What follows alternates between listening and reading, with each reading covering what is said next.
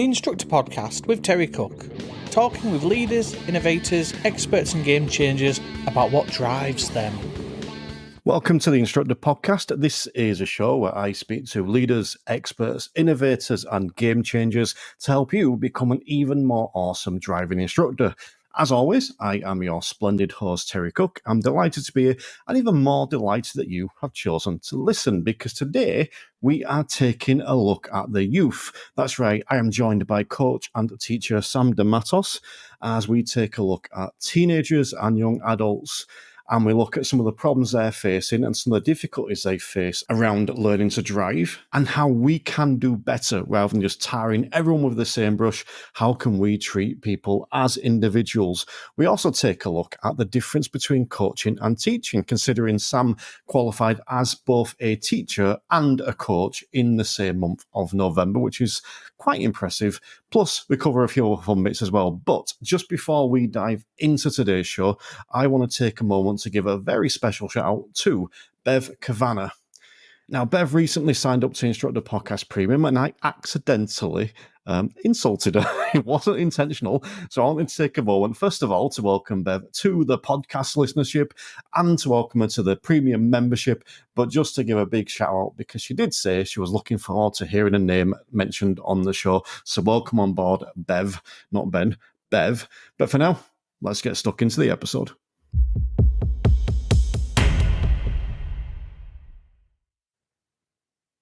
So today on the Instructor Podcast, I am joined by Sam De Mattos. How are we doing, Sam? I'm all right. I'm great. How are you? I am good. Did I get the pronunciation okay?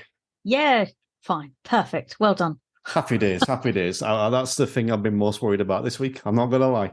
Well, brilliant. It's gone now. Now nothing else is scary. Excellent. So I'm going to kick off because I like to start the show by asking everyone about the tagline to my show, which is I speak to leaders, experts, innovators, and game changers. So which one of those do you fall into? Leader, expert, innovator, game changer? I mean, I like all of those things. I think if I were to have to choose one, I'd want to say game changer. I like game changer. I love it when people go game changer. Why game changer? Because in my past experience and what I'm currently doing now, which is teaching and coaching, I have an approach that's quite different. Where I look at, my background's in zoology and neuroscience, and I actually like to come at my stuff from looking at our evolution as humans and also like where we fit into the world with other animals and our behaviors. And that's quite a lot. That's quite different to what a lot of other people are doing. So that's why I go with game changer, because it's quite a game changing point of view to look at things with. I like it, and maybe we'll touch back on that in a bit because you mentioned you're a coach, and in November, I think this is very impressive. In November, you have become a fully qualified and accredited coach through the Coaching Academy, and because obviously that's not enough, also a fully qualified teacher. Yes, I had my graduation on Friday. It was great. So first of all, congratulations. Thank you. We might dig into this a little bit later, but I want to start off by asking what I think is one of the daftest questions I'm ever going to ask on this podcast, but I'm still keen to ask it. I'm curious, which was harder, the coaching qualification or the teaching qualification? Well, the way these qualifications of mine were laid out were very different. So, the coaching qualification that I did was very intense. It was a level 5 qualification, which is just below like a full degree. It's like 2 years of an undergraduate degree is like level 5 level, so it's quite a high level. And my PGCE was level 7, which is above degree level. But the coaching qualification was very much laid out for us to be able to do it in our own time, and that was great. But it meant that it took me ages. Because I kept procrastinating on it, doing other things, forgetting it was there, remembering, oh yeah, I better get that done. So it took me a really long time. Whereas obviously my teaching, I did part-time over the past 2 years, and the deadlines were given to me. And if I didn't hit those, I was in trouble. So that's quite motivating. So what I had to do for the coaching was easier than what I had to do for the teaching. partly because I really I enjoy teaching, but I enjoy the coaching, and a lot of it was just me talking about my opinions. Whereas the teaching side of things, I had to write, essays and theses, pulling out all research from that's already been done. So the content of teaching was harder to learn than the content of coaching, but the coaching qualification was harder for me to get because they let me do it at my own pace. I love that answer. Bit of a convoluted answer. No, but I like it, and it makes so much sense because I think it also applies to both. I think we're coaching, we do kind of learn stuff more at our own pace, don't we? So I think it applies. Yeah, I love that answer. Anyway, I want to move on because the topic I want to speak to you about first is something that I've seen you speak about online a bit, and something that I know you're passionate, and it's the way that we as adults, maybe not we, but adults, a lot of adults talk to children, teenagers, young adults, and I suppose in particular for us, if you like, 17 and 25-year-olds, but the way we regard those people. So I'm just going to throw a very open question. What's your concern around that? What are you seeing there that's making you a little bit concerned that you don't like? Well, my big concern, and to when I did my teaching qualification, I also did a lot of learning support with students it was all in FE, which is college level, and I worked with a lot of students who had particular barriers. So maybe they were ADHD or autistic, and so they had more barriers than say some other students. And I also worked in an area of the country, which I'm down in Cornwall, by the way, which had the capture area for that college was quite underprivileged, shall we say. So they had a lot of these students had quite a lot of home issues and social things going on. And so I've got a lot of experience there. And I think my biggest concern that I have is kind of the way their views of the world aren't respected and kind of not really appreciated. So you get a lot of adults just kind of being like, oh well, you're just gonna have to learn that that's not the way life is. And I'm kind of like, and I'd always kind of be like, yeah, okay, to you it isn't, and yes, you've got life experience to tell you that thing isn't going to work. That student doesn't. And I often found myself asking those adults, how would you have responded when you were a teenager if you had an adult saying, look, just drop it because that's not how the world works? You'd have probably just thought, fuck off. As they do, because they know that they're being dismissed, and that's not really fair, though, when their only crime is not having life experience because they're only 17. And I think that's probably my biggest concern.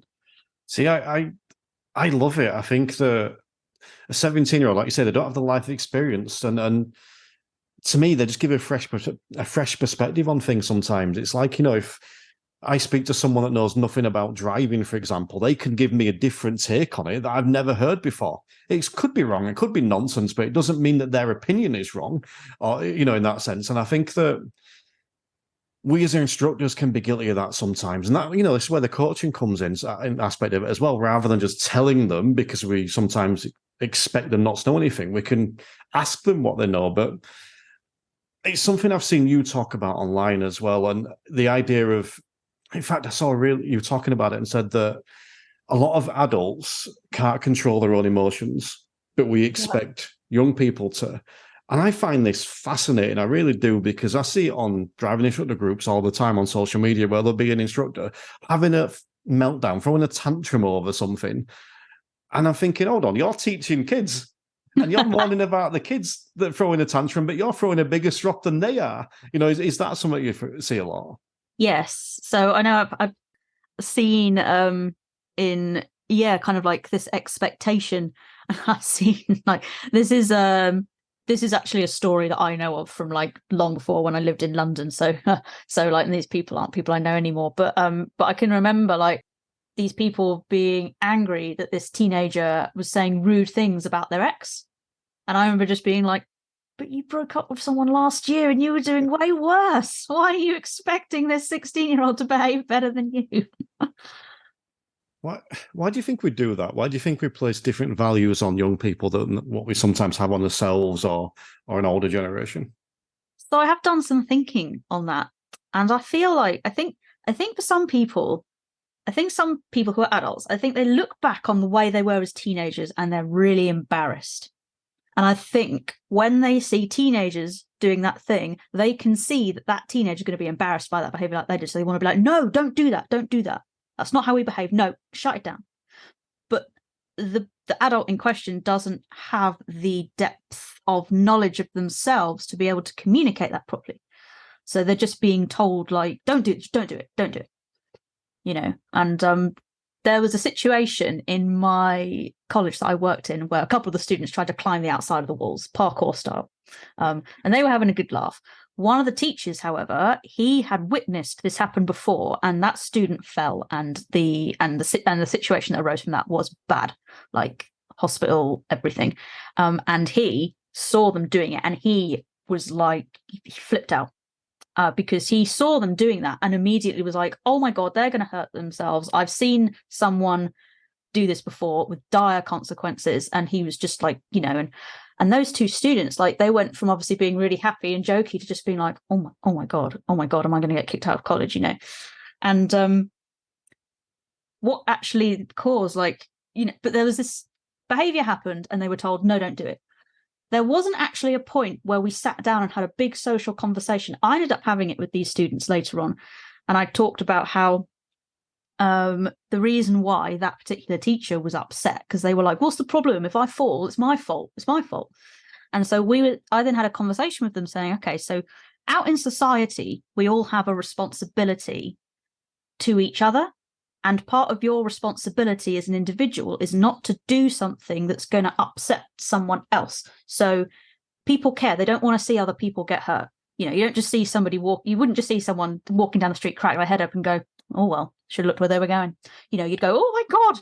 And you'd probably call the ambulance, People don't like to see that. So, but when we kind of started talking about that, what's our larger social responsibility, they came out with like the most amazing, and they were first of all, they were really grateful that I had that conversation with them. And they came out with all this really interesting like points where they kind of realized it clicked for them. And they were like, oh, okay. And after that, they understood, that what had happened. Whereas usually that bit doesn't happen. You just say to that teenager, don't do that. And it's kind of left, and no one kind of explains why or digs deeper into why. It's fascinating because you're describing driving instruction. The old style driving school, they would do something wrong. I can clearly remember on one of my lessons, my instructor shouting at me because I were overtaking someone that was turning left, I think, and never told me why, but just shouted at me. And the way we do it now, it's all right, well, this is wrong, let's look at why. And in the same way that you've just done, it's not just we're going to say and preach at you, we have the conversation. So I find that the parallels there fascinating, but I'm intrigued a little bit because if you think about how many people didn't climb that wall that you were talking about, we notice the exceptions to the rule, don't we? So if we're talking about so one thing I said a bit recently is that I think the current generation, 17 to 25-year-olds, to use that example, is the nicest and most compassionate and most considerate I've come across. I really do believe that. The example I've got before is when I had some issues the other year and I had to pause on delivering driving lessons. The younger my student, the more helpful they were. The older my student, and they weren't unhelpful, but they were less helpful, if that makes sense. So I do really find that. But I just wonder if we use that same exception rule sometimes. We'll see the one 17-year-old that's a bit of a dick and go, right, well, all 17-year-olds are like that. Do you think we're guilty of tying everyone with the same brush sometimes? Yeah, I mean, when you think about the way a lot of the things in the world at the moment that adults have to deal with, just it's quite exhausting, life in general. So being able to and having to consider every single possible teenager you walk past as a holistic being who've got all their own thoughts and opinions that are different from this other person's is quite exhausting to think about. It's much easier to just be like, all 17-year-olds are like that. So that's why it happens. And I understand the desire to want to tar everyone with the same brush. That's where all prejudices come from, really. But yeah, so I think people do that. But I think, it's more to do with, there's also like lack of exposure. Like, if you're a parent, you obviously see your child more. Maybe you'll see their friends. You might see kind of more teenagers than the average. Then, of course, you've got the teachers who see all different kinds, but then teachers have kind of their own exhaustion that we're all familiar with. But then, of course, people who don't have a huge exposure to teenagers only kind of see what they're kind of being shown by people who maybe have their own agendas. Yeah. Yeah. Yeah. And we always, the negative ones are always shouted louder out there. The bad examples are always more prominent. But I think just the other thing I want to touch on with that I'm curious about is I wonder how much of it is in my day syndrome. We look at, learning to drive, again, good example. I had to pay for my own lessons. I had to go and get a job and earn money to pay for my own lessons. A lot of my students are being paid for by their parents. So I could take the approach, well, what are you moaning about? At least you're getting these paid.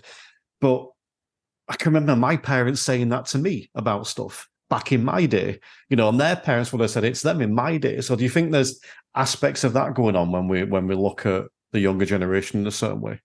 Yeah, I mean, because you've got your past better than anyone else in the world, and you can look at all that and go, God, well, that made me who I am.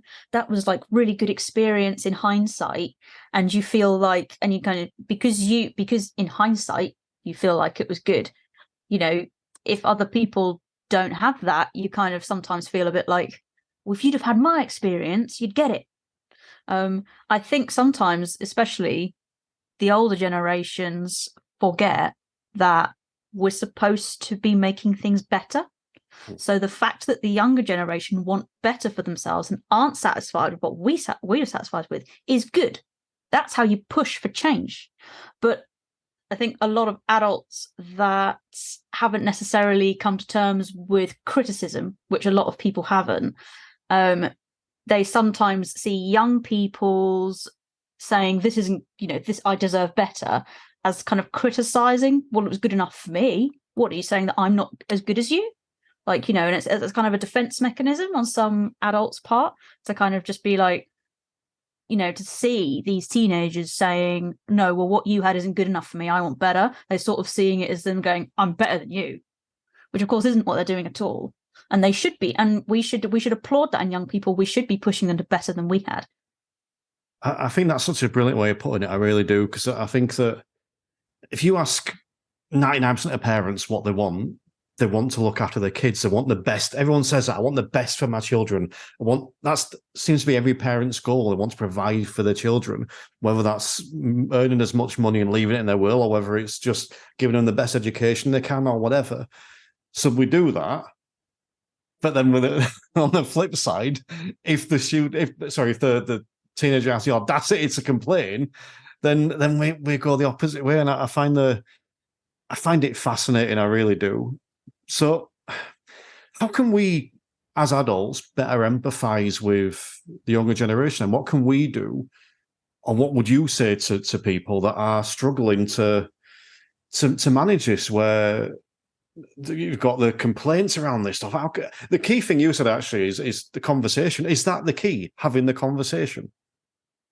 I think the part of having the conversation, looking at why, because I can remember when I was like told things. I've got a bit of a gross example of when I was in a store the other day of this kid who was just sniffing, and the parent was like, blow your nose. And he was like, whatever. And she was like, just do it. And I can remember being like, so, if someone said to that kid, please, you need to blow your nose, because when you're in public, okay, sniffing, it sounds gross. It says to everyone you've got a snotty nose and it's really unpleasant. And if you blow your nose, it makes everyone else in the area feel more comfortable, then, that's why you need to blow your nose. I just feel like that kid, maybe not in that moment, would have responded better to that. Because the thing is, I find, and I've had this with teenagers, if you explain something to them, even if in the moment they're like, oh, whatever, they might go away and the next day just be like, oh, I thought about that actually. So kind of just having that conversation of explanation does help. But one of the things I've kind of, one of the things I look at, I mentioned earlier about like looking at the way humans have evolved. So 250,000 years ago, we first started getting like upright walking apes, and we've been human beings for I want to say about 40,000 years. We've only lived in this society for a couple of thousand, if that, and with the way the world is now, only a couple of hundred. So if we compare that to how we've evolved, it is teeny tiny amount of time. So the things that are kind of that we see in people and the way people behave and the way we behave at different developments have a place in society. So because they would have evolved out. So the way teenagers are, if we do think about tarring them with a brush for a minute, the general idea, teenagers kind of being like rejecting stuff, being like, oh, I'm not doing that, stupid, why are you doing that? Like that sort of attitude. Well, that must have served a purpose in our evolution, or it wouldn't still be there. And when I think about it, I spend a lot of time thinking about this stuff. I think about how, well, when you're an adult, you've been so exposed to society that you're kind of more agreeable to what's going on in it. You have rent to pay, you have bills to pay, you have a mortgage to pay, you've got kids to worry about, you've got a job you've got to worry about going to, you've got this, you've got that, you've got to get in the food, you've got to do everything. That is your mind taken up by so much stuff that you don't have time necessarily to think about what could be improved in society. Teenagers don't have any of that. They don't have any of those things to worry about, and they also haven't been in society long enough, essentially, to be convinced that it's the right way to be. So sometimes I think maybe teenagers are best placed to look at that and go, why are you all doing that? That's stupid. And granted, yes, they, some of the things they're going to say is utter bollocks, because that's the case for all of us. But there's going to be some kernels of truth in there. Like, a lot of teenagers these days are very vocal about racism, sexism, homophobia. They're very vocal in opposition to this. They're very like, what the hell is this? And they're not a lot of them are not scared to make that point, because they haven't been conditioned essentially by society yet to just carry on and just get on with it. And so I think, like, when you look at it, that's a kind of viewpoint I like to kind of introduce people to, is to kind of be like, well, actually, the way they are maybe served a really good purpose in our society before now. I like it. I like it a lot. And I've always said I learn as much from my students as they learn from me. And not just teenagers, but at any age, they're learning a new skill in driving. And, one springs to mind immediately, which is, I remember saying on the lesson to a student, obviously, this is what we do. And they said, it's not obvious to me. I'm like, yeah, right, I've learned that from you because you've had the confidence to tell me that. And so, yeah, I think that we can learn from other people. But I think the other thing I was just thinking of then, you were giving the example of the kid in the shop that was sniffing. Yeah. And I thought, this generation that we're talking about has Instagram and TikTok and Snapchat. Yeah. Everything is based around social acceptance on a scale that no one has ever had to compete with before. And I think it's really easy for us as adults, and especially the older you get, to not consider that when it can be ridiculously traumatic. And I just wonder, like an instance like the example you gave there, it's like, well, the parent is, if the kids find that embarrassing almost, the parent said something in public or even in private, and the kid's thinking, I might get shown up by this. And that's what they get judged by now. They're not assessed. They're not bothered about, maybe I'm not explaining this quite right, but they're not bothered by school reports and by grades as much, or they're not judged as much. They're actually judged on a much grander scale on social acceptance on, for example, Instagram and TikTok. Do you reckon that's playing in as well? Well, if you think about it, independence is a big deal for a lot of people. They, being able to look after themselves and do their own thing. And actually in society, we hold that quite high. Like, oh, look at, if you can do everything yourself, it's kind of like, whoa, well done. And teenagers don't really have the chance to do that for themselves because they're living at home, and that's fine. A lot of us go, God, I wish we could just have someone else look after us. But they don't want that because they want to prove that they're capable. And most of all teenagers really have control over is their image and how they are seen by the world. So that's the one that is like kind of the one thing they do have control over it, which is why you get a lot of teenagers kind of acting up in front of their friends because they want to kind of be, they want to kind of show, look, this is the kind of person I am. Like they've got this idea in their head of who they want to be. So they're trying to put it out there. They don't have, well, we've got, I'm in my 30s now. So I've got 10, 15 years of proof of who I am. I don't personally feel like I have very much to prove anymore. But I do remember when I was 17 and I had these ideals in my head of who I wanted to be, but I had no proof I was like this, because I hadn't done anything yet because I was only 17. And I was very keen on making sure people knew that I was this kind of person, so trying to get myself into those situations, which, wasn't working. So I think what you're saying about the social acceptance is more important to them because it's kind of the one thing they do have control over. And if you think about if you had no control over how much money you were earning, if you had no control over over what your job was, if you had no control over your house because you live with your parents, if you had no control over anything except for that, you'd probably take it pretty seriously as well. Yeah.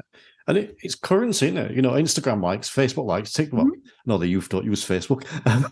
Social media likes. It's currency. And whether we agree with it or not, it is. Yeah. But it's social capital. And that's kind of all they've really got at that point in time. And that's okay. There's nothing wrong with that. That's how everyone starts out. But I do feel like there's a lack of, coming from the adult and older generations, there's such a lack of respect for that. And these poor teenagers, it's kind of like, that's all they've got. Don't dismiss it so much. That's not very fair on them. There does seem to be this attitude of just, hurry up and grow up so you can get a job and actually contribute to society. Seems to be like the general attitude towards them. Yeah. And I can't believe I'm about to say, but when I were a lad, right, I had conkers. I were rated on conkers. I used to get the best conkers and people would not worship me in school for having the best conkers. Now it's not conkers, it's social likes. But I want to give you a specific example, and I'll be interested to get your thoughts on this because the theory test. So when you're learning to drive, you have to take a theory. In the UK, I should clarify, because international listeners, you have to take a theory test. And a lot of learners, predominantly younger learners, but learners in general, aren't enthusiastic about that theory test. And what I hear a lot of driving instructors say, they'll refer to them as being lazy. And I'm going to give you my thoughts before I ask on yours. So my thought is they're not lazy. I don't think it's lazy. I mean, there's always elements of laziness. You do get lazy people. That's the exception. Mm-hmm. Because the other thing I hear instructors say is they don't care. And I'm like, you're right, they don't. That's not important to them. The theory test isn't important to them. So part of my role is to show them why that's important. And I think that what we do is we see someone that the theory test doesn't matter to. We take offense at that, accuse them of being lazy, or use the idea of it not caring as a negative, when in fact they just don't necessarily see why it's important. So I don't realize I'm using a specific example there on the theory test, but I wondered what your thoughts would that be. I remember doing my theory test. I learned to drive when I was quite a lot older. Actually, I only passed my practical test last year. Had my first scary aquaplane last night. We're all okay, but that was pretty hair raising. But yeah, so the theory test. First of all, you kind of mentioned lazy a lot, and I've had this very strong opinion over the past few years that laziness is just a symptom of something else. There's no such thing as lazy. If someone's being lazy, then there's something else going on. Either they don't see the importance. Maybe they're suffering from some depression. Maybe they are too overwhelmed and can't make those first steps into doing it. There's something else going on. No one is, or they don't care. But then there's reasons to why they don't care. Laziness is just a too easy phrase to use to dismiss. And it just, and I had this with some teachers that I talked to and be like, you can't just call him lazy. There's something else going on there. Either you haven't got across the importance of this. But I'd have some students who hated doing their English, and they hate doing it. They don't see why. And I'd say to them, honestly, as a mechanic, I couldn't lie to them. I honestly didn't feel like they had to do English either. If they couldn't stand English, I felt kind of like, that's all right. You can get someone else to write your letter for you. That's why we have each other. We're a species that collaborates. But I used to say to them, society, however, sees it as important. And unfortunately, one of the big lessons you've got to learn in life is that you've got to jump through some hoops. And that's how I'd kind of explain it to them, and I just usually would say, like, I completely understand why you don't want to do this. I kind of agree with you. I said, but society has said in order to get that qualification you want, you need to do this, and you need to kind of jump through these hoops. But with the theory test, I think, well, with driving, it's such a practical thing. And I mean, I did my theory test and finished it. I couldn't tell you what was on that test.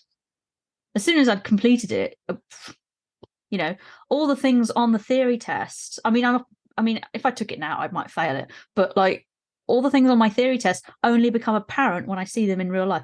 I'd been told all about aquaplaning, right? I'd been told all about it, but until it actually properly happened to me yesterday, the water went all over the front of my windscreen. I could not see a thing.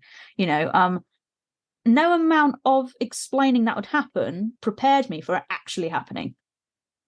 Now I know it happens. It was really late at night and dark and raining, so like I couldn't see the puddle, and suddenly water everywhere, and I just went, oh my god, But you could have talked to me about aquaplaning all day long, and until it actually happened to me, didn't mean anything. So and I think I think young people know that deep down, so that's why they don't kind of always worry about the theory test, essentially. Because they're just they deep down know that really it's kind of pointless until you meet it in real life. I think the laziness was the key thing there, because I think that applies to everything, doesn't it? In even regarding lessons. So I mentioned before about parents are paying for lessons. Well, if someone else is paying for your lessons, the chances are you're going to be less engaged. Yeah, because you're not seeing the urgency necessarily, which means that you're more likely to cancel lessons because money's not getting spent. So whether it's your theory test, whether it's the actual driving lessons, whatever it is, the other one I see, and you may be familiar with you remember the show me, tell me questions? yes. Yeah. I see that all the time from driving instructor. I've sent the show me, tell me questions to my learners that haven't been bothered to read them or watch a video, because they don't care. And I don't mean that negative to the learner. They've no reason to care. Our job, in my opinion at least, is to give them a reason to care. Do you think that's the key thing? Yeah, I think that's a big key thing. Like, your role in a driving instructor capacity is to be their guide. So, like the show me, tell me questions, you send them off to the student. And if they do them immediately, great. And if they don't, you're kind of like, okay, maybe I need to change my approach then, because they haven't done it this way. So then maybe you'll need to do it with them in the car and sit with them. And maybe at the end of each lesson, you just go over some of, the show me questions you can get them to do, there's only so many of those. But the tell me questions, you can just feed to them throughout various lessons, and do it like a driving and do it like the tester would, you've got to, and I found this with teaching, you've got to read what and the thing is, so the one beauty of driving instructing is you're kind of more like a tutor, because you've just got the one student. So it's kind of your job in a way to read what this student is like and what this student is likely going to benefit from. And if one approach doesn't work, in teaching, you can't just go, right, that didn't work, kick him out of my class. You have to find a way to get that student through. And maybe she's going to respond better by talking with you. Maybe she's going to respond better by writing it down. Maybe she's going to respond better with a bit of role play, because everyone learns differently. And we'll be back with more from Sam in just a moment. But I want to give a big thank you to Alan Connor, Sarah Moore, Spencer Durrant, Jamie Wicks, Wendy Barton, Paul Robinson, Bev Kavanagh, and Dave Ray, who are just some of the most recent sign-ups to the Instructor Podcast Premium. So a big thank you to those guys for investing in me, investing in the Instructor Podcast Premium, and investing in themselves. If you would like to take your driving instructor developments to the next level, then for as little as £10 a month, you can get access to a whole host of audio, video, and written content by some of the best trainers in the industry around a variety of topics, including the standards check, coaching, mindfulness, and all that kind of good stuff. And What's even better is you can access it all free for a week. You can sign up for a 3 weeks trial to go in, get a taste for it, and see how much you actually like it. And the best place to find out more is www.theinstructorpodcast.com, or you can check out the direct link in the show notes, or alternatively, drop me a message. Always happy to have a chat. But for now, let's get stuck back into the show. I reckon about half of the instructors listening to this will now be cheering you on, and the other half have now switched off, which is fascinating. But no, you're right. I've sent the questions out before, and I get very little response. But when I say, "Shall we do 1 or 2 a lesson?" Yeah, of course we can, and then learn it. So I think you're right. But I want to ask you this as well. I'm keen to hear your thoughts on this. The snowflake generation. What do you think to the phrase of the snowflake generation? I think the people who use that phrase are more snowflakes than who they're claiming are snowflakes. I agree. Because they're the ones who kind of get all uppity when, I don't know, the Little Mermaid becomes a Black Mermaid. They're the ones freaking out over it and saying, "Oh, these politically correct snowflakes need to have this," and you're just kind of like, well, actually, you're the ones making the fuss. I was never going to watch that film, but I'm going to complain about it anyway. Yeah, pretty much. And to be honest, a lot of the things the younger generation are asking for and demanding is actually just people being nicer to each other and more considerate. Like, they're pointing out things like saying, that's not a very nice way to refer to someone in a wheelchair. It's like, what? That's good. That's good. We shouldn't be referring to people in wheelchairs in a bad way. I think it's just people, like I said before, and some adults who haven't learned how to understand criticism. I think I'm fanboying a bit here, right? Because I quite often get people on the show that make me change my way of thinking. And you are A, reaffirming it, and B, explaining it better than I ever could.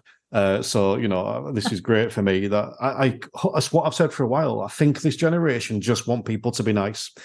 And I get really annoyed sometimes when people say, but the world, and this is me, being a snowflake, because I get triggered, because when people say the world isn't fair, and I'm like, yeah, but we can try and make it fair just because other people aren't making it fair. Yeah. I mean, so I'm actually going through an ADHD diagnosis. And I know I had a teacher say to me, she said to me in the college, and she said, "Oh, I used to be really hard on students who claimed they had ADHD because I'd just be like, oh, just get on with it. None of us want to do that thing." And she was like, "But now I realise it's actually something." And I was kind of like, "Oh, yeah. And in my head, I was like, yeah, but all you had to do was listen to what that student was saying." And I had that before with others, with some teachers who'd just be like, I had an ADHD student who couldn't get on with his work, and he was kind of saying to the teacher, "Yeah, I really want to be here. I don't know why. I just can't do it today. I just can't do it." And the teacher was saying, he was saying like, "Oh, well, it's hard for me to believe that. If you wanted to do it, then you'd be doing it." And and he was saying like, other people don't want to do that work, but they're getting on with it. And I was kind of like, yes, but he's not being able to get on with it. So clearly there's a problem. And he's trying to explain to you, but he can't. He's a teenager. He hasn't got, I can say all this now because I'm in my 30s. I've had this much experience to be able to actually put this into words. If you'd have just listened to the person saying they're struggling, and rather than saying, "Oh, everyone has to get on with it, deal with it," and rather just saying, "Okay, let's find a way you're struggling," maybe people wouldn't need all these diagnoses now. Yeah. Because if everyone had just listened to when people said, "I'm struggling," in whatever way they've said it, then that is, I think, all the younger generations now are asking. I think that's I just said about people changing my thinking and how you weren't because I was agreeing, but I think you have slightly there because I'd not looked at it that way before. I don't need the person I'm working with or the person I'm talking to tell me they've got ADHD or tell me they've got anxiety or whatever. Yes, it might help me initially if they did tell me that, but I don't need to know that. I can just listen and respond. Yeah. If someone's saying I'm not comfortable driving on the main road today, can we go somewhere quiet? We could have a conversation about it, or it could be that I just say, yeah, okay, or whatever. I don't need to know the reason why all the time. And I think that we look for that, and we, like you said earlier, it's like we look at ourselves and go, well, I don't struggle with this. So the fact that you're struggling with this, you must be in the wrong because I can't be in the wrong. So therefore, you fix yourself. And yeah, it's fascinating. Snowflakes, I love them. Okay, what I just want to kind of wrap up on this topic just a little bit by asking if you would have a message for anyone that. What would you say to someone that did take that approach of this generation is snowflakes or this generation is lazy, that makes that kind of sweeping comment? What message would you have? I would say that back when I worked in science, one of the big things is that if you have a theory, you try to disprove it, because if you can't disprove it, then it's right. So I would say, if you think the younger generation are snowflakes, try and disprove it. If you can't disprove it, then you're right. So go ahead and try to see them in a different light. And if actually go out there and try and engage with them, try and talk to them. If that's not available, just have a look in the spaces that they're in. Have a look through TikTok. See the sort of stuff that they're looking at. And if you still come out with the idea that they're just snowflakes, then I guess you weren't able to disprove your theory. But I think that you'll struggle to. I think you'll struggle to maintain the idea they're just snowflakes if you actually if you listen to them with more of an open mind, rather than if you listen to them but just kind of going, "You're right, but what have you got to say?" You've already kind of decided that they're idiots. I like it.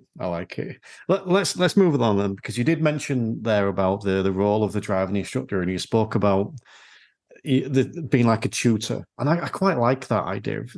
I think that sits in quite nicely what we do in a lot of ways. But you, as we say, in this month, as we're recording, you qualified as a coach and as a teacher. What's the difference? So the difference, I think, so as a coach, I guide people to where they want to go. So, and sometimes I help them figure that out as well.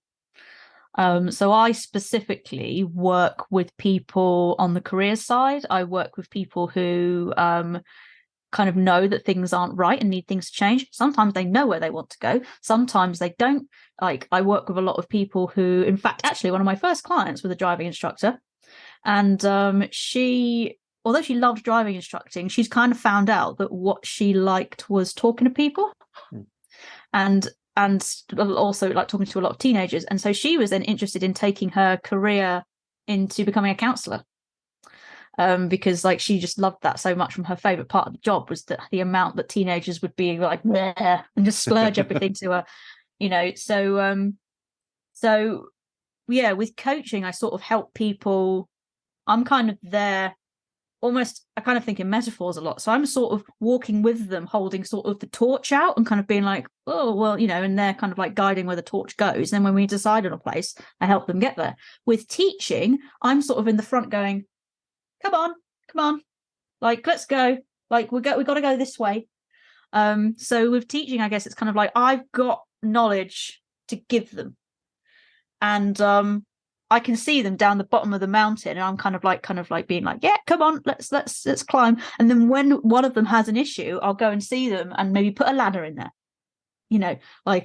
so like it's kind of more, teaching is sort of bringing them to me, bringing them up to my level of knowledge, and coaching is actually like more freeing on, like, obviously my clients with coaching is like they're deciding where to go and I'm helping them get there. So in both cases I'm helping them get there, but in one case I'm also telling them the destination. I think we need to get Ian Blake, who does the hour for my episodes, to do diagrams of that. One with you holding a torch and one of you with big and the ladder going. Do you know what? I love that analogy. I think that's great. So as someone that learned to drive recently, what do you think would work better for learner drivers? Being taught, being coached, or a combination of the two? Definitely a combination. Because I think if I were to coach someone on learning to drive, I'd want, the coaching elements of that, which does go into teaching a bit, but the teacher themselves doesn't necessarily do it until a problem arises. But at first, with teaching, I'd be interested in what learning to drive means to them. Why do they want to learn to drive? Like, because if it's just, oh, my parents are paying, so I might as well, then I'm kind of like, not good enough. Tell me why you want to drive. I'd want to know, like, what is it for them? For me, it was freedom. Like, and also being kind of available to help. Like, I wanted to be in a position where, like, if someone I knew suddenly needed to go to the hospital, then I'm like, right, yeah, cool, get in the car, let's go. I had a friend who, her and her daughter who couldn't drive, got stuck in the pouring rain, like, really far away. And I can remember at the time thinking, oh, if I could drive, I'd go get them. So being of service was important to me. And that's the sort of things I'd want to get out of the person. Because, of course, when they're then starting to wane a bit and stuff, then you can just be kind of like, I know it's hard, but remember what you're going to get out of this. You're going to get freedom. And my first driving instructor, I went through a few because I went from London down to Cornwall in the middle of learning to drive. My first driving instructor, she knew a lot about all the things I wanted to achieve, and she was like, oh, you want to go abroad, you want to do all these things, and just having a driving license from England is such a powerful thing. You'll be able to drive anywhere, and I want this for you, is what she'd tell me, which was really nice and really motivating. So I'd definitely pull that stuff out of coaching, just to kind of be like, what's your real end goal? Not just I can drive a car. Like, what does that mean to you? Like, and I'm sure I know you've interviewed coaches of before, and so I'm sure they've kind of touched on that sort of thing before. But obviously, teaching wise, you've got the knowledge that they need. So there's obviously the part where you are teaching, but obviously say like with but I like the idea of, like, driving instructing being a bit more like tutoring, because of course you're working with that one student at one time. You haven't got like 5 students in a car and they're all kind of driving along and you're just kind of jumping between cars. That sounds like a nightmare. That would be a nightmare. Imagine the amount of collisions there'd be. We all drive into each other. Yes. But we were speaking about coaching, because you said earlier about the game-changing aspect of what you're doing. You bring in zoology and science and evolution into your coaching. Just tell me a bit more about that. That's interesting. So I actually I've recorded a video on this. I'm going to put it on my TikTok soon. Ever since I was younger, a lot younger, like when I was early teens, we got that question sometimes: what makes us human? And I always used this, I don't know, this caused me to kind of be more like than most other people, because other people would just say things like, oh, we care about each other, we give each other hugs, yeah, that makes us human, anyway, let's go on with our lives. And I'd just be like, wait, hang on. And so coming at it from a zoology perspective, when people would say things like, oh, well, we care about each other, I'd be like, well, lots of animals care about each other. Wolves care about each other. Deer care about each other. Ants care about each other. That doesn't define us as human. And I kind of ended up coming up with my own answer, which was humans are very creative. We like to have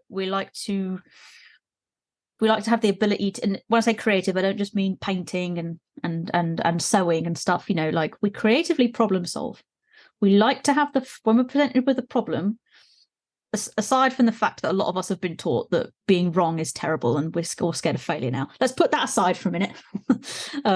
Generally speaking, when there's a problem, the sort of human reaction is kind of like, okay, how can I solve this? And kind of like solve things quite creatively and put things out into the world. We like to create things to go out into the world, be it physical things or ideas or maths. Maths is creative. I mean, I'm no good at maths, but like, people come up with and discover equations to describe things, like that's creative. So that's like one of them. And then another one is curiosity and exploring stuff. And once again, I don't literally mean just exploring another country, though that could be it, but like exploring a new hobby, exploring driving, for example, exploring a new language, exploring playing the piano. We like to go out and explore. We're very interested in things. You don't generally see other animals being anywhere near as interested in other animals as we do. We have zoos that we go to and we're fascinated by every creature we see. Dolphins sometimes get a bit fascinated by us, but not to the extent that we do. We follow other animals. We harass them in our Jeep so we can watch them and see what they're doing. We created cameras to go out and watch and see what they're doing. You know, it's not quite on the level as other creatures. So that's another bit. The third bit is caring about others. But that could mean other animals, could mean other people, just collaborating. We wouldn't have built all these cities that we've got without collaborating with each other. We like to build things together. And then the fourth bit, we really love stories. We love storytelling, be it actually reading a book or going and hearing the latest gossip down the pub, you know. And there's no one thing that defines us, but combination of those four things are sort of what I've kind of like come up with after years of thinking about it. And generally speaking, if people have something they're passionate about, it's one or a combination of those four things. And so that's kind of where I base a lot of my coaching in, is kind of like being like, okay, well, if these are the things that make us human, these are the things that make us thrive. These are the things that people thrive on. So we need to kind of like build a world where people are able to engage in these things because we love these things. That's what all humans love, one or more of those things. And that's kind of where, and I kind of got this from looking at other animals. And also I kind of thought about it like, well, when you get like a tiger in a zoo, it would be considered cruel to have that tiger not be able to express its behavior. You know, if we kind of put a tiger in the water, everyone would be like, well, hang on, that's not fair. It can't be a tiger in the water. Like you've got to give it a forest, and you've got to, got to give it all the things that tiger needs to be a tiger. So I'm kind of like, right, okay, so if we do that for those animals, why aren't we doing it for us? How can we do that? Well, I wrote a big article the other day called The Insufferable State of Jobs Today, which was basically talking about, and I mention a couple of those concepts in there and kind of talk about how we're sort of coming out of an age in the Industrial Revolution where all we needed was people to just shovel coal into the furnace. That's just what you do all day. You just shovel coal into the furnace, just shovel it in. That's all you need from 9 o'clock in the morning till like 10 o'clock at night. Just shovel coal in because we need to produce. That was probably very boring for people. And it was probably quite the struggle for a lot of people to get done. It's done now. But there's still sort of this attitude in a lot of working environments and in schools where a lot of this starts, that you're in at this time and you finish at that time, regardless of your energy levels, regardless of how you feel, regardless of what suits better for you.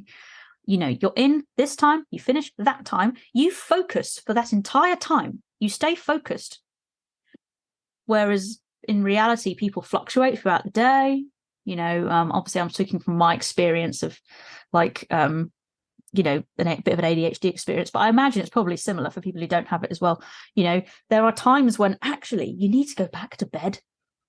And that's actually what's best for you, and would also probably be best for your work, actually, to go and have an extra hour's sleep. Like, you know, and I feel like we're at a point in time now where we can incorporate that into the world, into our lives more, like into jobs where, you know, we can have systems, not necessarily that everyone can just go to bed when they want, but I mean, like, you know, actually, I kind of would love to see schools just focus on what someone's strengths are. Let a kid explore stuff. When they discover the thing they want to do, great. They can go focus on that thing. They don't have to worry about maths. Someone else will be good at maths. Like, and we don't focus on it's kind of like, at the moment, it's kind of like, oh, you like this thing. Well, that's great, but you're terrible at this. So we need to focus on this thing that you're terrible at, which just ends up making people feel awful about themselves. And like, this is boring. I don't want to do this. I want to be doing this. Like, you know, and I kind of feel like, well, people do still learn what they need to learn from it. You know, like when I did zoology, I could do all the maths when it came to analysing the home range of a badger. I could do that because it was relevant to what I was trying to find out. And, you know, actually nurturing people to kind of be who they are. My tagline on my business is the world needs you to be you. because I kind of feel like, well, actually, we'd probably solve all the world's problems if everyone was just happily themselves, because we're creative problem solvers. But people are so exhausted from working jobs that aren't very human friendly. And school isn't very human friendly. If we think about the way, humans, those 4 things that make humans human, a lot of things stamp those things out. And I'm kind of like, why? I wonder if our ancestors are rolling over in their graves, looking at what we've created, going, what are you doing? It's fascinating. I mean, you've said so much that I want to touch back on, but I can't possibly touch back on it all. But I had this same conversation with someone the other day. I was saying about myself, I rarely do anything between 1 and 3, like schedule. So it's recorded now. We started recording at 3. Yeah. I generally will not record a podcast between 1 and 3 because my energy levels just completely nosedive. I can do lessons then because I'm out and about doing lessons anyway. So my energy levels are up anyway. They're kind of bouncing about all over the place. But if I'm at home, like I've been today, and then I had to start recording at 1:30, it's a very different podcast. It's a much worse episode. So I schedule my day around that. And I was speaking to this other person. They were saying they quite often get like a burst of energy about 9 o'clock and they want to go work and they go on computer and start typing, but then they feel guilty. So they need to step away. I'm like, no, if that's your time, go and do it. Even if it's just an hour, that's what you need for you. And, I look at teenagers, we go back to the teenage aspect, and their sleep cycle is different to an adult's. Their sleep cycle, and for anyone listening, go back and check out the episode I did on this with Hayley Field back in season 5, because we spoke about this there. But the sleep cycle of teenagers is generally different to adults. They are programmed to sleep later and get up later, but we try and make them conform to us. So we'll have students coming to us saying, can I do a 7 o'clock, 8 o'clock lesson? And all right, it's well within our rights as instructors to say no, because I'm not working that time. No one has to say yeah. But we shouldn't look down upon them for that, should we? They're giving us a time that suits them. We have the conversation, or we say no, we shouldn't be looking down on them. I can remember I hated getting up in the morning for school. And I actually got to the point where, no, I ended up doing okay. I have a degree and I have a teaching degree now as well. So I actually have 2 degrees. So I think that technically means I'm a success by education standards. I think. Right, I'm interrupting because in which case I'm a failure. So there you go. No, you're not. Well, you're not to me. Thank you. But when I was going to school, I just got in later and later. And I remember literally at the end of my final year, I wasn't bothering to get to school until 12 o'clock. I just didn't. I was just like, no, I don't want to get up early. It makes me miserable. I hate it. And I just kind of stood up for myself and was like, I'm not going to do it. Deal with it. What are you going to do? And they couldn't do very much, actually. I think I was a bit of a nightmare for some of my teachers. But I can remember back then just being like, oh, there's actually been research to prove that teenagers have a different sleep cycle. And I was like, and I remember thinking well, great. What's being done with that research? It's not like schools have now changed. Schools have realised that are now changed to be opening later. Obviously now I understand all the other considerations, the adults who work there who need it to be a certain time. Also, the fact that a lot of school is kind of getting you prepared for what, future work is going to be like and that sort of thing. But as a teenager, I was just like, well, what's the point then? What's the point in all this research showing that this is actually what's best when no one's doing anything about it? And I've kind of grown up to be more understanding, but also kind of like, yeah, teenage Sam, I get it. I get where you're coming from. I understand why you're frustrated. I seem to recall reading there was a school in America where they trialled it for a few years, starting at 11 o'clock or something like that in the afternoon. And the success rate of students just skyrocketed, but the adults didn't like doing it. So they then took it back. So it proved a success, but they took it back. That's the thing. With school, okay, now you can politically argue what school's about, and I'm not going to go into that here, but school, you're supposed to be providing a service to those teenagers.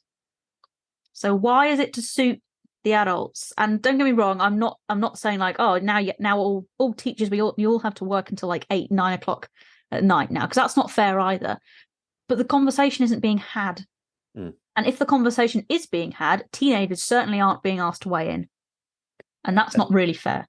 Yeah, again, dismissing the opinion of someone because they're young and we're providing the service or whatever. But the other thing that I wanted to touch on, again, combining a few things we spoke about, you mentioned about creative problem solving and how we do that. It's like, I try and apply that to lessons now as well. And I think more and more instructors are, in that rather than just telling people what to do, and again, caveat for anyone listening, I don't mean let them try and work out how not to crash into the bus themselves. We would stop them crashing into the bus.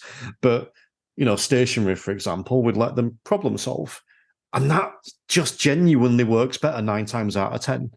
There'll always be a time where a student says, I'm struggling, can you tell me? Yeah, of course I will, no problem, or whatever.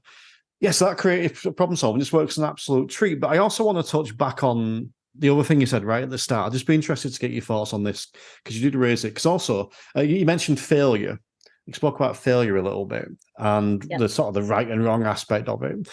And it's something I've just been writing about in the book I'm hoping to have out early next year, about failure. What are your thoughts on failure? Because for me, it's, as you said, it's this big thing now, and it's the end of the world if someone fails a test, or it's the end of the world if someone just does something wrong. What's your thoughts on that? I mean, I think a lot of this stems from school. Like, I think you find quite a lot of young people who say got like homeschooled by a decent homeschool parent usually aren't as fearful of things like failure. Like, not necessarily, it depends on the person, obviously, and I don't have any stats to back that up, so don't ask me for that. But but a lot of school is kind of immediately sets the idea that in order to get praise you have to get it right. And children like praise, adults like praise, dogs like praise, everyone likes praise. That's what they want. They want the teacher to be happy with them, so they kind of learn that they have to get it right, and that's what matters. And I think a lot of that has come from the fact that teachers have big classes now, so they sort of they can't afford to actually have a class of 30 kids who all explore getting the wrong answer. That'd be the whole day, one lesson. So that's a bit of a problem. That is something that is talked about a lot in like a lot of schools, is like the problem of class sizes now, and not enough teachers and not enough funding and all that sort of thing. But like, I feel like that's where failure originates. The fear of failure is like, and people who are more disposed to say being anxious, it really affected them. Because I would say I'm not particularly fussed about failing something these days, but I don't suffer with anxiety. But of course, different people do, and that's really affected those sorts of people. So like, I think it comes kind of from the fact that our school system is just getting people through now, rather than kind of like looking at each individual and working on their ways of thinking. Because like if I, as a teacher, if a student had a wrong answer, my kind of natural thing was like, I want to know how you got to that answer. And obviously it's still, that wasn't ideal, like, because a lot of students immediately knew that meant they were wrong, and they were just like, oh, I don't know, please stop talking to me. But in an ideal world, I'd have loved to have been able to just talk to them and be like, oh, okay, so how'd you come to that? And like, they kind of tell me, and I'm like, that's a really interesting thought process. That is great. Now, the answer I was looking for was this. However, what you've raised is really interesting, and the way you've thought about it, is really good. But a lot of students just hear the bit that wasn't what I was looking for, because that's sort of what they've been trained to kind of to listen out for. I mean, I feel like once again, I look at this through a zoology lens, which is when a lion doesn't successfully hunt, it doesn't just go and cry about it. It goes, oh, well, I'll try again. Or so I feel like I feel like, I wonder if in like, not that necessarily, well, some animals might have a much just as complicated communication system as we do. We just don't know that yet. I wonder if there would be some cases where failure isn't even a word to them. Mm-hmm. Because it would just be, didn't catch a zebra. Right, let's go for wildebeest. And that's it. They're just going, now they're going to go hunt that wildebeest instead. Oh, they didn't catch that wildebeest. Right, they're going to go hunt that warthog. That's just it. There's no kind of like, oh my God, I didn't catch that zebra. oh, I'm a terrible lion. I'm a failure at being a lion. Whereas we do think that, and it takes over a lot of our lives. And I think it's kind of been manufactured essentially from a kind of like I said, when we had the Industrial Revolution very recently, and there sort of was a right way to be and a wrong way to be. And if you had skills of X, Y, Z, great, perfect, we can use you. But if your skills were H, W, and S, sorry, not you, get out. No, we need X, Y, and Z. And what you've said, there's a lot of parallels again with what we do on lessons now. You're talking about the schooling system. It's like I see the after effects of that. I ask the student what they want to do on a lesson, and they're like, "What? I can have a say in this?" It's like they'd never been asked their opinion before. And then, like you say, you ask a question and they give a wrong answer. To then inquire about that, it's like they don't know what's going on. Like, I've never been asked to expand on this before. I've always just been told I was wrong. And I find it fascinating. You go down this whole rabbit hole of ideas and thought process, which the thought process, I think back to school, I remember my maths exams, I always say, show you're working, because you might get the answer wrong, but you get bonus points for your working. That's that. On a lesson, it's like, well, you've got your bonus points for working out because that were marvelous. Yes, we still crashed, but you got the premise right on approach. So yeah, I think that's really interesting. So I do want to move on again, because to call you a careers coach would be, I think, doing you a massive injustice. But I think to oversimplify it, that would be a reasonable term, I'm guessing. So I kind of want to ask a little bit about how we can find out what we want to do, because almost everyone falls into driving instructor's role. No one goes to school, and at school they get asked what they want to do when they get older, and they go, I want to be a driving instructor. We become driving instructors through circumstance a lot of the time. And there's a well-trodden path in the industry, which is you work in a franchise, then you go independent, and then you start a franchise. That's kind of the well-trodden path. And you mentioned an instructor you worked with before, who has now, become a counsellor, or I think you said counsellor. Yep. And a lot of instructors do different things. They come up and they work for a bit, and then they get this inspiration. They go off and do something else, or, the idiots start a podcast or whatever. So how, if someone was stuck in a bit of a rut, whether that's, I suppose, driving instructors on a driving instructor podcast, someone stuck in a bit of a rut as an instructor and not sure what they want to do, how would they go about starting to find out what's next? Well, it's funny you call it what's next, because I actually have a session called What Now, which is entirely geared up for people who want to, maybe are kind of feeling like, oh, maybe this isn't for me. What do I do? What do I do now? I think the first thing that I like to get people to think about is there was, for a long time, there was this whole idea of there's your one thing. And when you discover that one thing, your life will be amazing. Well, I think that's the biggest load of horse crap, because human beings, we change, the experiences we have and the people we meet change us. That's what happens. The idea, and when I was younger, I wanted to be a marine biologist. That's all I wanted to do. That's all I wanted to be. I watched Free Willy as a kid, and I was just like, oh my God, killer whales. All I cared about was killer whales. And I went to uni, I did zoology, and funnily enough, as you can see, I'm not working with killer whales, and I'm perfectly happy with that. But looking back on it now, and actually when I got towards the end of my degree, I was a bit like, oh, I mean, actually, just studying the animals like now has been fine, and I'm kind of okay with that. But I was kind of like, the idea now that one thing would have got me through my entire life, one thing would have got me through half a decade or more of me being interested in and pursuing on, feels so restricting and ridiculous. And so I think as a society, we need to drop this one thing idea, because it's not going to happen. And also, you might find your one thing and you do it, and then 20 years later, you're like, well, I've done it now. I've done it, and it was great, but I'm done. I've done it. And then you move on to something else. So, the idea, first of all, the idea that the thing you're doing right now might not be your thing that you want to do forever. That's okay. In fact, that is normal. I think is something that needs to be more talked about. And also, I think sometimes people see themselves as a bit of a failure when they're like, say, in their 30s and they haven't found that thing they want to do. And it's like, no, that's fine.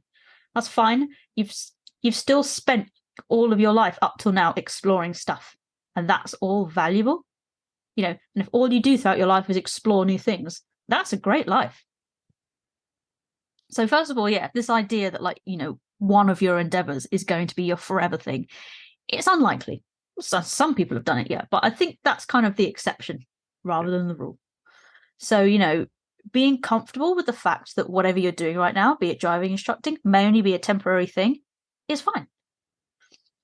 But whatever you're doing with driving instructing, all those skills are going to inform your next step. I mean, I now do all this coaching, which is nothing to do with marine biology or zoology, but it kind of is because of all the information I've drawn out today talking to you. I've now got this view, which from what I've seen, granted, I have not met every single coach in the world, but from what I've seen is a pretty unique viewpoint.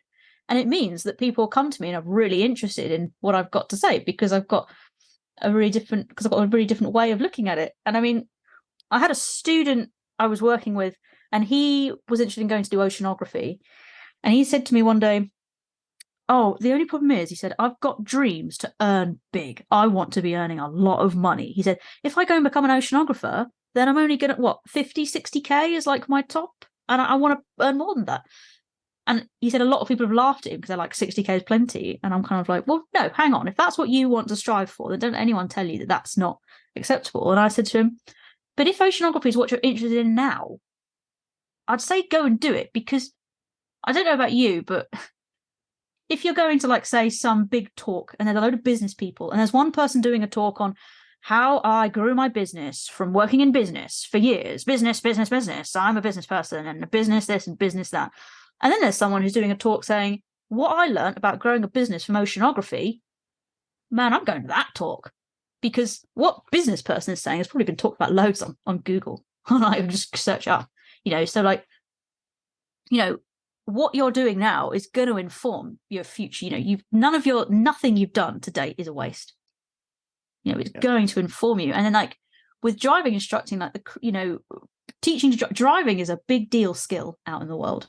And there's so many avenues that I can think of off the top of my head that is driving, like stunt driving, or driving pickup trucks, or HGV driving or off-road driving, but then all the things that come with that, is that going to be my mother works in theatre, and one of the guys I knew from that was he was like the transport officer for one of the theatres, so he was in charge of getting all the instruments and all the people and driving them off to wherever the hell they were going.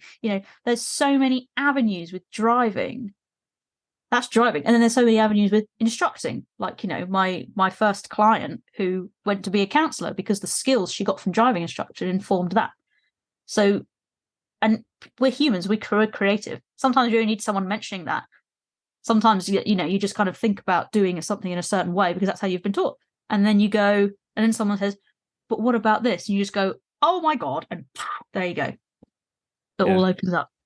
Well, do you know what's fascinating? Again, there's so many people listening to this podcast that will listen to a guest that they would never have listened to unless, without hearing them on this podcast. And that changes the direction they're going in. Whether it's just a different type of training or whether it's a different, approach they take to teaching or whatever, which I find fascinating. And this podcast came about because of exactly what you were just saying. It's because I was bored of listening to everything else in the industry talking about the same thing.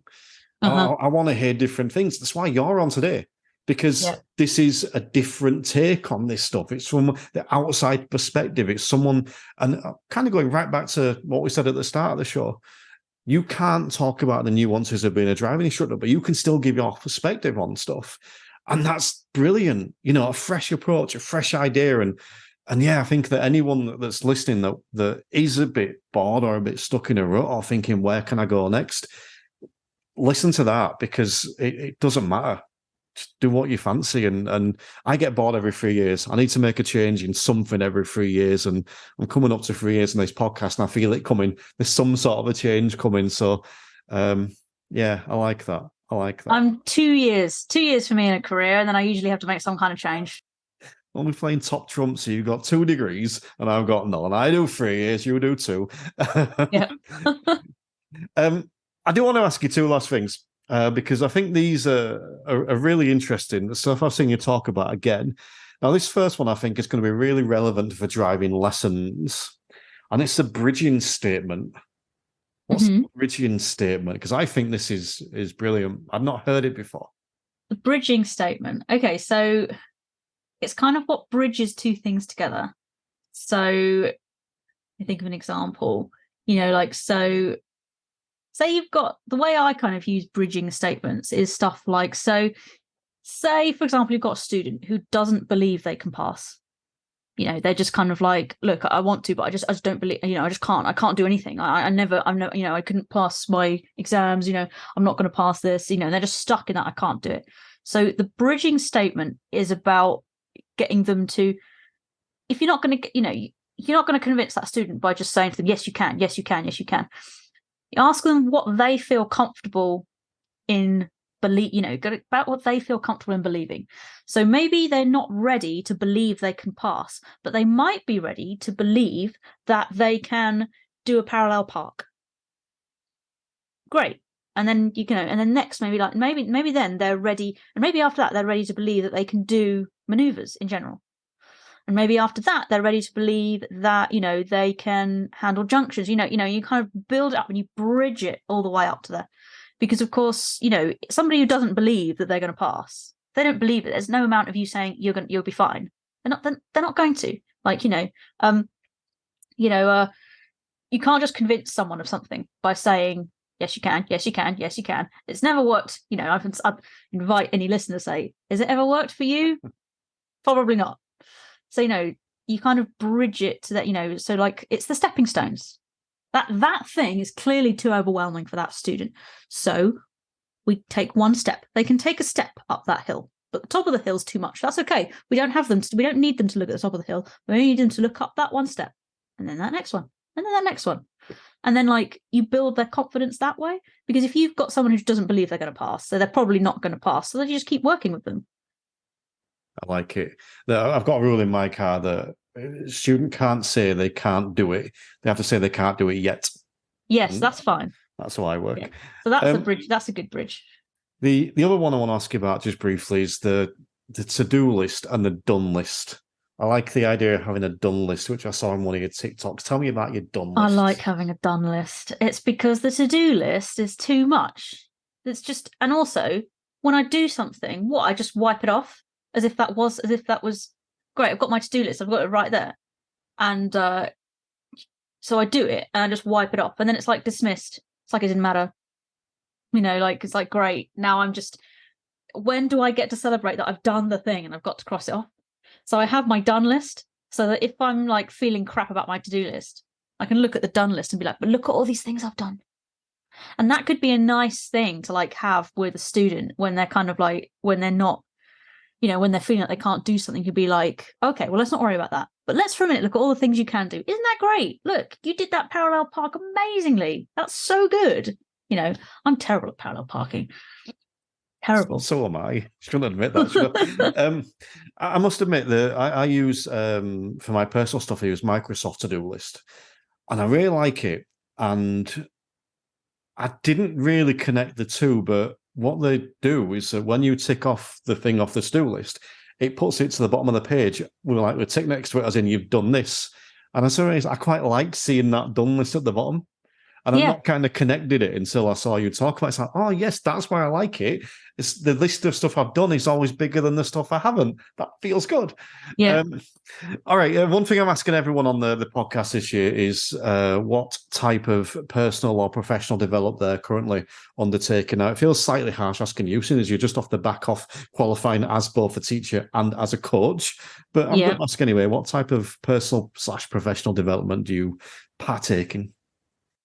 Well, what I'm looking at now is kind of extend. So I also did some CPD in like the neuroscience of coaching, because I worked in neuroscience for a while, and so it was interesting to see where it kind of all sits in the brain, as it were. Something that I definitely want to go and do is some like neurodiversity coach training. Though as a neurodiverse person myself, I always feel a bit like, okay, but is this going to be delivered by someone who doesn't actually understand, or is it going to be delivered by a neurodiverse person?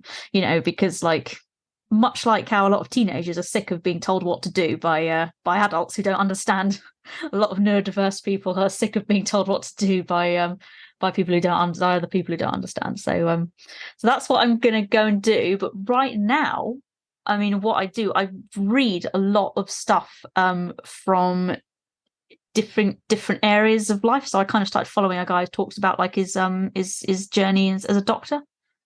I'd really like to read what's kind of going on in other people are doing professionally, and what some of their insights are from like really like varying places. I'm quite a big fan of dinosaurs, so I'm reading like some paleontology books at the moment. And I usually get multiple things to talk about and relate to what I'm doing out of those. Like that'll make a really good video, that'll be really interesting, that'll make a really good blog post, really good blog prompt, so something I do is regularly just like read about other people's professional lives, especially. I love it. Ray, do you want to take a moment to tell people where they can find you and potentially what's coming up for you going forward? Well, so luckily my name isn't very common. So my full name's Samantha De Mattos, which I'll give Terry the links to. So Instagram, Facebook, TikTok, and LinkedIn are all just Samantha De Mattos. I think LinkedIn is like Samantha DE Mattos. But yes, that's where you'll find me on all of those places. Also Medium, which is a blogging site, which is also Samantha De Mattos. I do a lot of writing on there. And there's my website, which is www.samanthadematos.com, with no dashes or anything. It's handy when you've got a name. It's not common, because you just make that everything. At the moment, because I only recently qualified as a coach, although I've been doing it for a while, I finally got my qualification. I'm putting out all my offers at the moment. I've got a book that I wrote, which is all to do with helping people find their identity and kind of like take their steps forward. That's on my website, and it's through Amazon. And I've got a couple of offers at the moment that I'm releasing coming up, which is just like one-off sessions for people who are just either you've got like an idea of where you want to go but are too overwhelmed to take those steps, and I help you put those steps in. And another one is the, like what I mentioned before, which is the what now session, which is where you've realized, oh, I'm kind of done with the thing I'm doing now. Well, what now? That kind of helps you deal with that. So those are the things I've got coming up. I like it, and we're talking before, and I know that you've got some, potentially some things planned for the future that Driving Show could definitely keep an eye out for as well. But yeah, it's been an absolute pleasure today. Thank you for joining us. I've learned a lot, and I feel like I've had some of my opinions validated as well, almost. Oh, good. Well, I'm glad I could do that. Well, thank you for your time today. Thanks for having me. It's been great. So a big thank you to Sam for joining me on the episode. It was one that really got me thinking, and I mentioned a couple of times on the episode how it was either reaffirming what I was saying or it was kind of making me think slightly differently. But I have struggled to put some of the things Sam spoke about there into words before, so I really appreciate that. And if you've listened all the way to the end in particular, I'd be fascinated to get some feedback on this episode, because I can imagine this one prodding a few people the wrong way. But I think the idea is, as with all these episodes, is to get you thinking a little bit. I've spoke about episodes being CPD before and how you need to take action for it to be CPD. Taking action can just be thinking about stuff. If you're coming away from this episode thinking, oh, maybe I am a bit harsh, or maybe I need to reevaluate how I am sometimes, or even if you completely disagree, that's fine as well. I'd be interested in feedback on this episode. So please, feel free to let me know. And just a reminder that If you're enjoying these episodes and you want to get them early and ad-free, then head over to the Instructor Podcast Premium, sign up over there, because not only do you get all the bonus content, like the episodes with Bob Morton and Sam Harper, Kev Tracey Field, Sophie Thompson, Laura Joyce, Lee Jowett, all the other people that come on, but you also get these episodes early and ad-free, as well as a load of discounts for places like Cowley's Instructor Training, the ADI, PDI Doctor, San Harper's Mindfulness courses, Bob Morton's courses, all this kind of cool stuff. So head over to www.theinstructorpodcast.com to find out more and sign up, where you can get all those discounts, all that content, and you get these episodes early and ad-free as well. But for now, let's just keep raising standards. The Instructor Podcast with Terry Cook, talking with leaders, innovators, experts and game changers about what drives them. Did you know that at the end of June 2023, there were 41.2 million licensed vehicles in the UK? That's an increase of 1.3% compared to the end of June 2022. And completely goes against what I said on a premium episode recently when I said there were 30 million. So, I was only 10 million out.